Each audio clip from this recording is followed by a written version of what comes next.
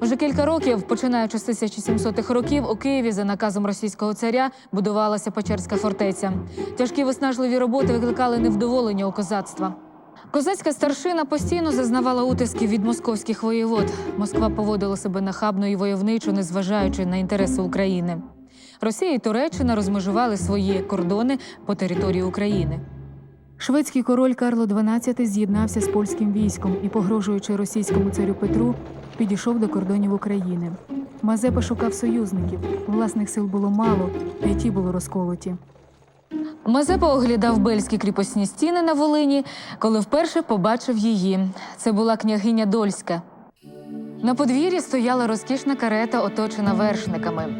Від князівського палацу розгортали килимову доріжку від сходів до самої карети. Мазепа багато чув про княгиню. З карети висунулась ніжка у чобітку, поділ мережаної сукні, коротка горностаєва шубка і нарешті голова у високому капорі з грайливою стрічкою. Карі очі дивилися привітно, швидко оглянувши бравий вигляд гетьмана. Мазепа поцілував зап'ястя і запросив Дольську до палацу. Княгиня, удова від двох чоловіків, була ще дуже красивою і привабливою, хоча й в літах. Її також звали Анною. Вона сильно вразила гетьманове серце. Анна Дольська з роду Ходоровських мала маєтності в Україні від Лубен, Черкас аж до Волині. Їй було близько 50 років, на диво збережена і струнка. Мала золотаве волосся, яке хвилями вкривало алебастрові плечі. Обід був сервірований на 2 персони.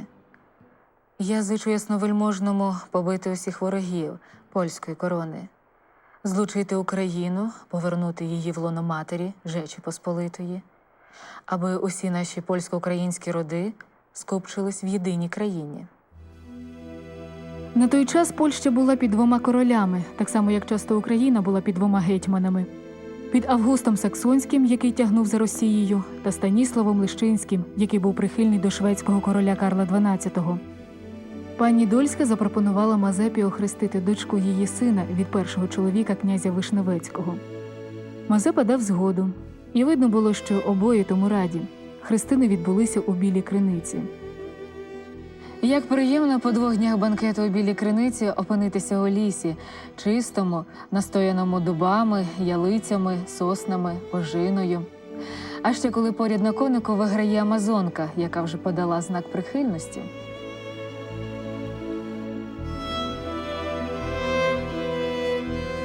Вони їхали старезним Волинським лісом. Надвірна рота Мазепи і челядь Дольської трималися поштивої відстані.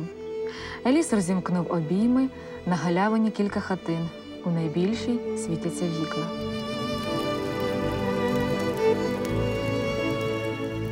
У хатині все готове. Накрито стіл, добре натоплено гроби і камін. Вони забули про війну, королів і царів. Вони ніби сховалися у цьому волинському лісі від усього світу. 2 ночі вони належали одне одному.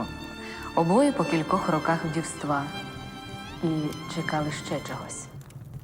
І це щось скоро постало перед ними як жорстока реальність.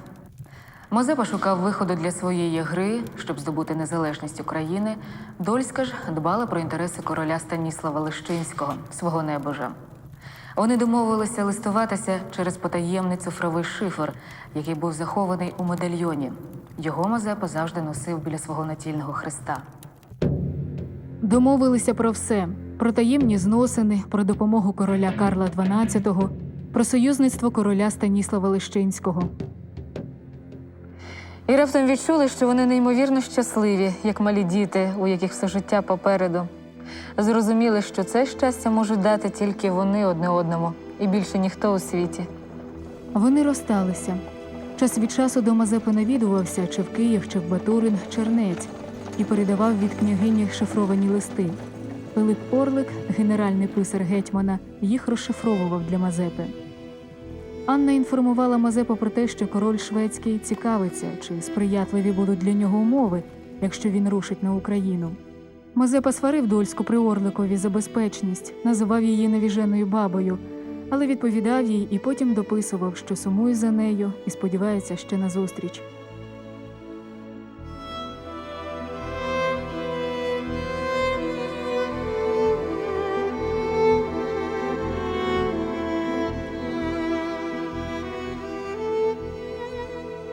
Княгиня Дольська пише Мазепі, що у Львові вона чула, ніби князь Меншиков, улюбленець царя Петра, має намір скинути його з гетьманства і самому стати гетьманом України.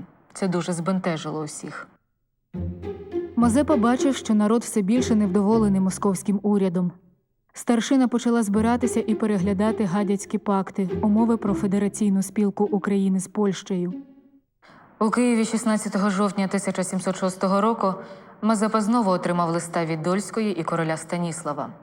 Прочитавши його, Мазепа пильно подивився на Пилипа Орлика, взяв розп'яття з часткою животворящого Христа і сказав: «Я кличу всемогутнього Бога за свідка і заприсягаюсь, що не ради користі своєї, не ради високої пошани, не за багатства, а для усіх вас, що під урядом моїм та регіментом єсти, і для жінок і дітей ваших, заради матері нашої, бідної України, хочу я, за поміччю Бога, зробити так, аби край рідний не загинув ні під Москвою, ні під шведами».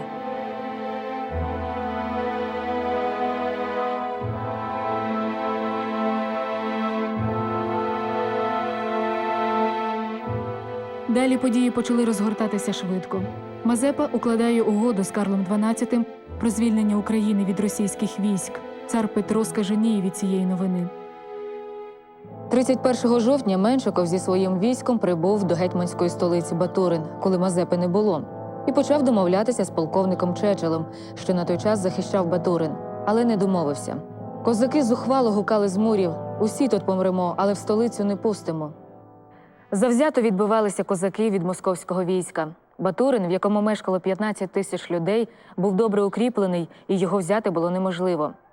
Аж ось 1 листопада один зрадник на ім'я Іван Ніс прийшов до Меншикова і сказав, що знає хід, через який можна потрапити до Батуринського замку. Через це пав Батурин.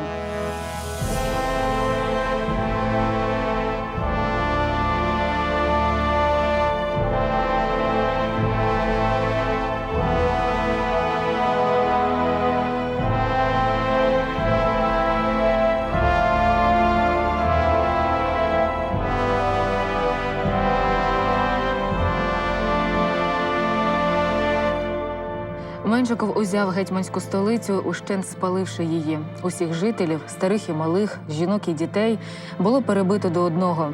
Частину старшини замордовано лютими карами. Трони їх було прив'язано до дощок і пущено по річці Сейм.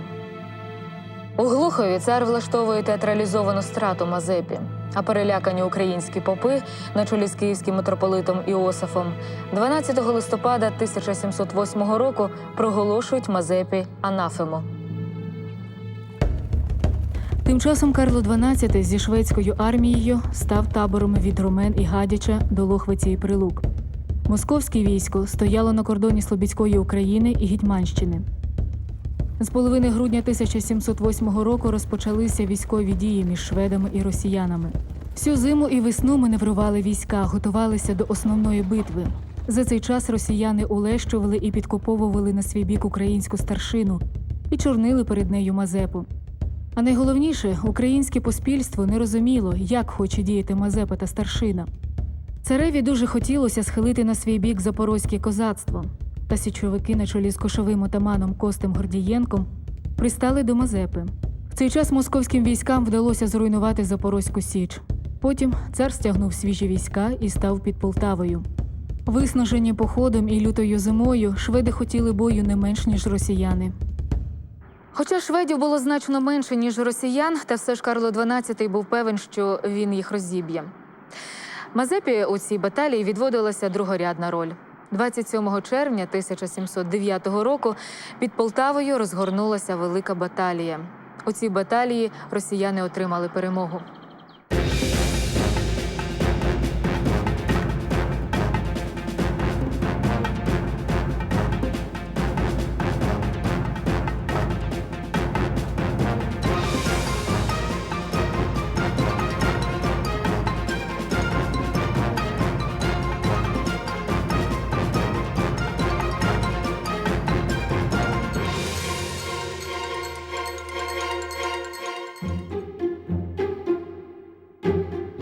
Мазепа із невеликою кількістю верхових козаків змушений був вивести пораненого короля Карла із поля бою.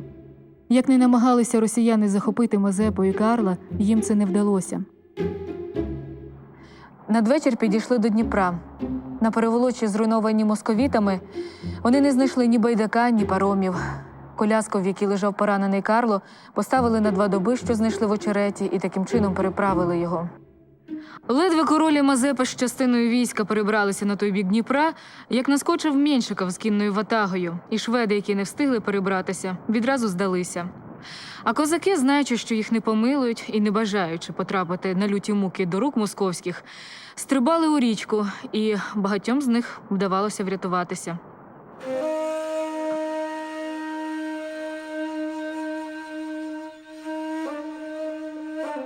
Переправившись через Південний Буг, Мазепа із Карлом перейшли під протекторат Туреччини.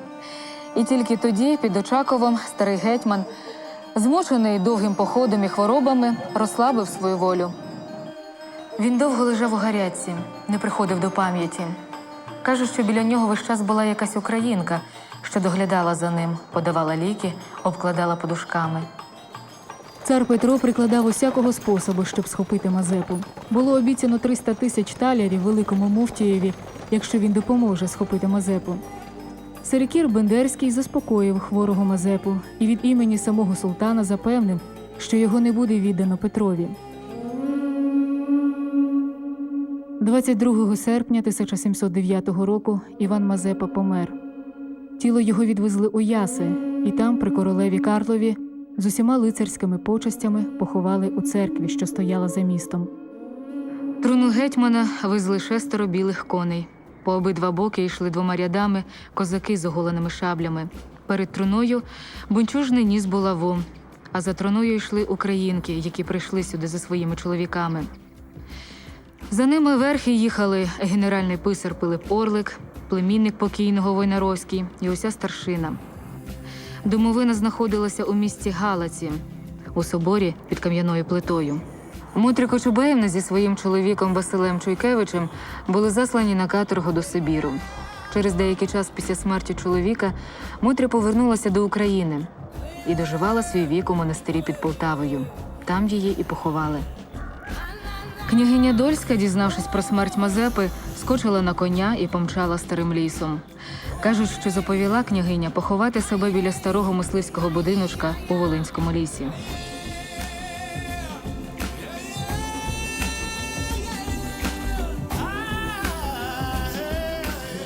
Довгий час тлінним останкам гетьмана Мазепи не давали спокою.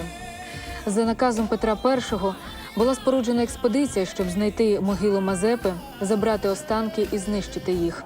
Прихильники гетьмана, дізнавшись про це, перепоховали тіло. Так повторювалося декілька разів.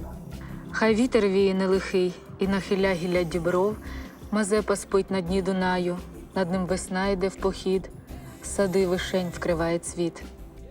Посеред степу у полі між 2 селами Мазепинці і Великополовецьким козаки насипали великий курган. І зветься цей курган в народі Мазепина могила.